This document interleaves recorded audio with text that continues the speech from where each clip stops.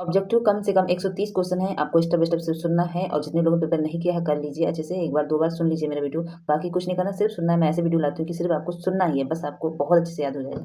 Hello everyone, welcome back to my channel. Radhe Radhe, जय श्री कृष्ण। कैसे हैं आप लोग और कैसे चल रही है आप लोगों की पढ़ाई? तो जी हाँ, पढ़ाई तो अच्छी चल रही होगी क्योंकि आप लोगों का कल एग्जाम है। एमसीक्यू क्वेश्चन लाई हूँ समावेशी शिक्षा पे। जी हाँ, आपको समावेशी शिक्षा पे ऑब्जेक्टिव क्वेश्चन एकदम अच्छे से सुनना है, सिर्फ सुनना है फ्रेंड्स। मैं ऐसे क्वेश्चन लाई हूँ कि आप लोगों को रटना नहीं है। जितने लोग तैयार नहीं तो एक दो बार सुन लीजिए, अच्छे से समझ लीजिए। क्योंकि और एक चीज बताऊँ इसके साथ साथ, पहले पढ़ाने से पहले मतलब बताने से पहले क्वेश्चन मैं आप लोगों को बता दूँ। आप जब मैं क्वेश्चन को बताऊं तो अभी दोपहर में जो वीडियो अपलोड किया है उससे रिलेट करके चलना कि हाँ इसका मतलब ये था, ये बात तभी याद कर पाओगे। क्योंकि इसमें नाम से ज्यादा कुछ क्वेश्चन इस तरीके से हैं कि नाम उसका पूछ लिया, क्या नाम हो सकता है, ऐसे नाम पूछा जाएगा। और 15 क्वेश्चन है भाई, 15 5 होते तो कोई बात नहीं, तो ऑब्जेक्टिव 15 क्वेश्चन है, गलत नहीं होना चाहिए। और यार तो कल की पेपर में तो टेंशन है ना, तो बहुत अच्छे से प्रिपेयर करना है। मैं तो कर रही हूँ बहुत अच्छे से, बार बार पढ़ती हूँ। आप लोगों के भी साथ साथ में पढ़ना है। तो चलिए, मैं सबसे पहले 130 क्वेश्चन है टोटल, लेकिन इंपॉर्टेंट ही बताऊंगी। वीडियो 10 मिनट से ज़्यादा हो सकता है प्लीज़, लेकिन देखना मत भूलिएगा प्लीज़, एंड तक देखना है। ओके, तो सबसे पहले क्वेश्चन आता है निर्देशन का प्रकार नहीं है। निर्देशन समझ रहे हैं ना, निर्देश देना किसी को, ऐसे रिलेट करो, निर्देश देना। तो वो प्रकार हो नहीं सकता। शैक्षिक निर्देशन, लिखित निर्देशन, व्यक्तिगत निर्देशन, व्यवसायिक निर्देशन। तो सबसे पहले इसमें सही है क्वेश्चन लिखित निर्देशन। लिखित निर्देशन जो है वो निर्देशन का प्रकार नहीं है। ओके, ब्रेल लिपि संबंधित किससे है? ब्रेल लिपि संबंधित किससे है? तो ये है दृष्टि दोष से। दृष्टि मतलब जो अंधे लोग होते हैं, जिनको आंखें वगैरह देख नहीं सकते, प्रॉब्लम होती है। मैंने थोड़ा सा रिलेट करके चलना, मैंने जो क्वेश्चन बताया था उससे रिलेटेड है। दृष्टि मतलब देखना, दोष उनका देखने की, अगर कोई प्रॉब्लम है देखने की तो ऐसे रिलेट करो ना। तो ब्रेल लिपि इसी से संबंधित है, दृष्टि दोष से। ठीक, 3 नंबर का क्वेश्चन है, भारतीय पुनर्वास अधिनियम कब पारित हुआ? 1992 में। वेरी इंपॉर्टेंट है, 1992 में भारतीय पुनर्वास अधिनियम पारित हुआ। डिस्ग्राफिया, डिस्ग्राफिया किससे संबंधित है? ये संबंधित है लेखन अयोग्यता से। दृष्टिबाधित। एक क्वेश्चन ये है, मनोवैज्ञानिक क्रिक के अनुसार सामान्य एवं प्रतिभाशाली बच्चों की पहचान क्या है? प्रतिभाशाली बच्चों की जो बुद्धि लब्ध है वो है 140 से अधिक। ठीक है, और मनोवैज्ञानिक जो क्रिक है उन्होंने इसके बारे में क्या बताया है कि अनुसार प्रतिभाशाली बच्चों की जो पहचान होती है वो कैसे होती है? बच्चे जो होते हैं वो बच्चों द्वारा किए गए कार्य की गति द्वारा, किए गए कार्य की गति द्वारा। इसका मतलब ये निकल के जानते हो क्या आ रहा है? बहुत लोगों ने समझा। ये जो बच्चे सामान्य बालक से अलग होते हैं, ये पढ़ने लिखने में बहुत अच्छे होते हैं। ठीक है, प्रतिभाशाली बच्चे, इनकी प्रतिभाएं बहुत अलग ही होती हैं। निर्देशन युवकों को, ये नहीं, ये क्वेश्चन नहीं आने वाला है। एक और मैंने लिखा है, मैं आप लोगों को बता देती हूँ। निरक्षर एक आधार है जिस पर शिक्षा में उन्नत के सभी कार्यक्रम बनाए जाते हैं। तो ये कथन किसका है? तो ये कथन है बार एम बार्टन का। निरक्षर एक आधार है, निरक्षर एक आधार है।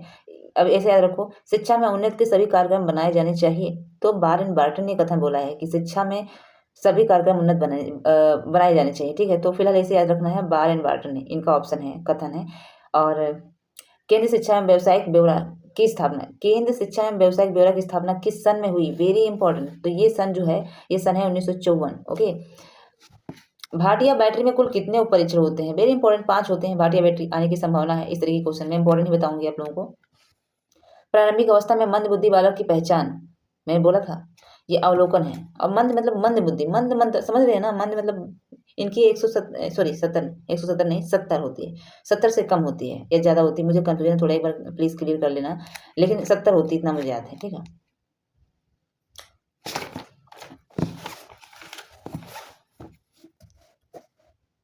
ब्लैक बोर्ड किस उपकरण की श्रेणी में है? ब्लैक बोर्ड जो है वो कठोर उपकरण की श्रेणी में है। ब्रेल लिपि के आयताकार सेल में कितने उभरे हुए बिंदु होते हैं? तो उभरे हुए बिंदु जो होते हैं वो 6 होते हैं। श्रवण बाधितों के वर्गीकरण का आधार क्या है? तो ये है डेसिबल अंक, डेसिबल अंक। इसमें ऑप्शनल तो बुद्धि लब्धि, शैक्षिक उपलब्धि, उपयुक्त सभी है, लेकिन उपयुक्त सभी नहीं हो सकता। डेसिबल अंक है। एक बार आप लोग भी क्लियर कर लेना कि श्रवण बाधितों के वर्गीकरण का आधार क्या हो सकता है। अल्फ्रेड बीने ने पहला बुद्धि परीक्षण किया था। अल्फ्रेड बीने आ गया इंपॉर्टेंट। अल्फ्रेड बीने ने पहला बुद्धि परीक्षण जो किया था 1905 में किया था। कौन सी सही दृष्टि कहलाती है? 6/6, 6/12, 6/9, 6/18। तो इसमें है सही दृष्टि जो कहलाती है वो 6/6 होती है। ठीक है, हकलाने का कारण क्या हो सकता है? वंशानुक्रम, वातावरण, बिल्कुल दोनों हो सकते हैं। जैसा आपकी तरफ वातावरण होगा, आप जहाँ रह रहे होंगे, जैसा माहौल होगा, उससे इफेक्ट पड़ेगा ना आपके ऊपर, तो उसी से रिलेटेड चीजें हैं। विशिष्ट बालकों की शिक्षा के लिए चलाए जाते हैं कार्यक्रम कौन से? विशिष्ट कार्यक्रम, औपचारिक कार्यक्रम, संवर्धन कार्यक्रम, ये तीनों हो सकते हैं भाई। विशिष्ट बालकों के लिए ये सब चीजें कार्यक्रम जो है चलाना चाहिए ना, क्योंकि वो विशिष्ट बालक हैं बाकी बालकों से। सामान्य बालक किस बुद्धि में आते हैं? मैंने सामान्य बालक 90 से 110 और प्रतिभा 140 से अधिक। तो भाई मंद बुद्धि तो मैंने बोला था ना, 70 ही है। भारतीय पुनर्वास परिषद की स्थापना कब हुई? भारतीय पुनर्वास परिषद की स्थापना, देखिए, केंद्र शिक्षा तथा भारतीय ब्यूरो की स्थापना हुई है 1954 में। ठीक है, और भारतीय पुनर्वास अधिनियम कब पारित हुआ?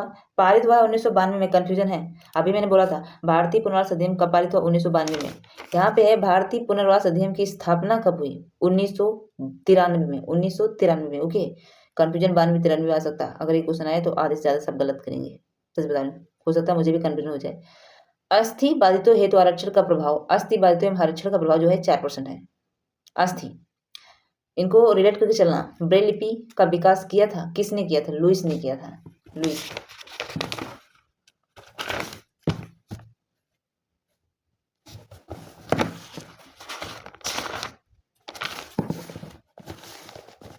भारत सरकार स्वयं सेवी संस्थानों की अनुदान देती है। भारत सरकार स्वयं सेवी संस्थानों को अनुदान देती है। कितने % अनुदान देती है? इस पे एक बार कंफ्यूजन है, एक बार सर्च कर लेना, ठीक है, क्योंकि इसमें भी गलत लिखा हुआ है।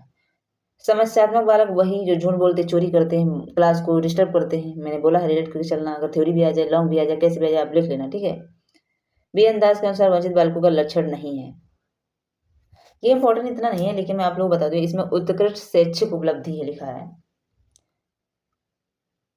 टर्मन के अनुसार सामान्य बुद्धि बालकों की बुद्धि लब्ध होती है 90 से 110।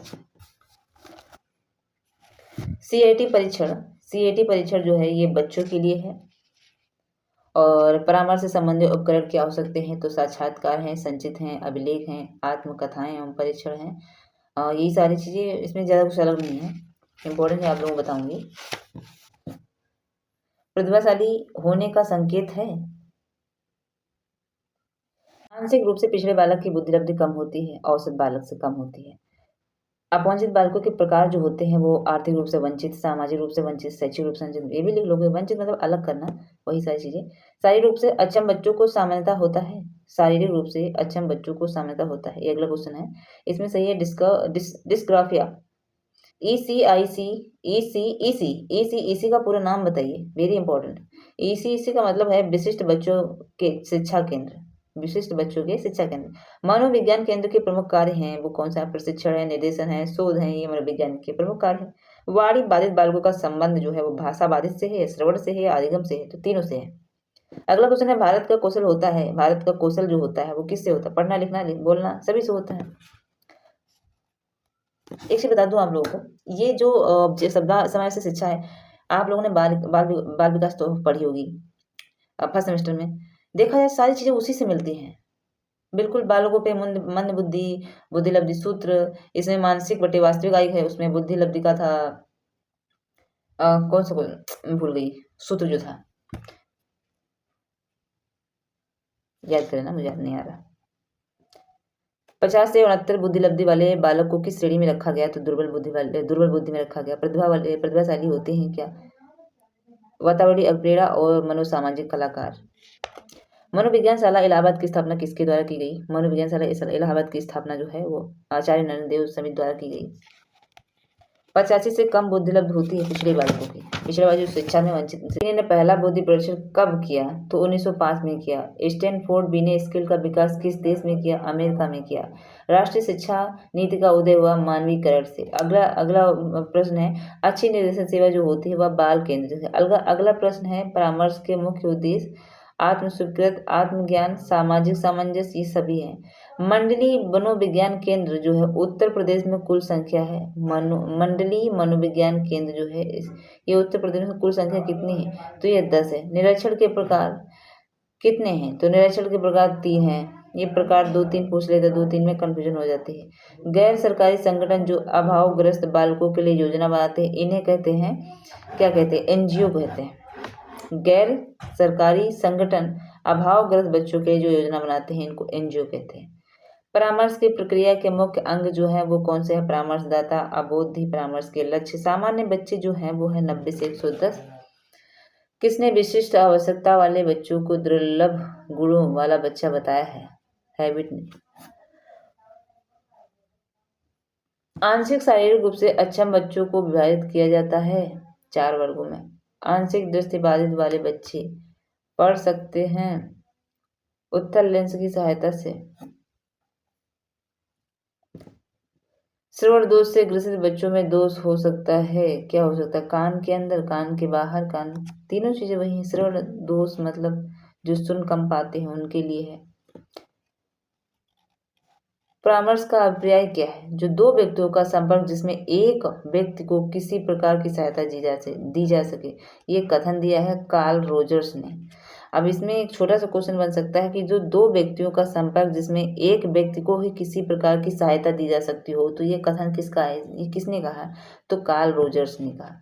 परामर्श में व्यक्ति को समस्या समाधान हेतु सहायता दी जाती है। परामर्श मतलब एक सलाह, परामर्श से मतलब होता है एक सलाह। तो ये कहानी के माध्यम से उनको शिक्षा दी जाती है।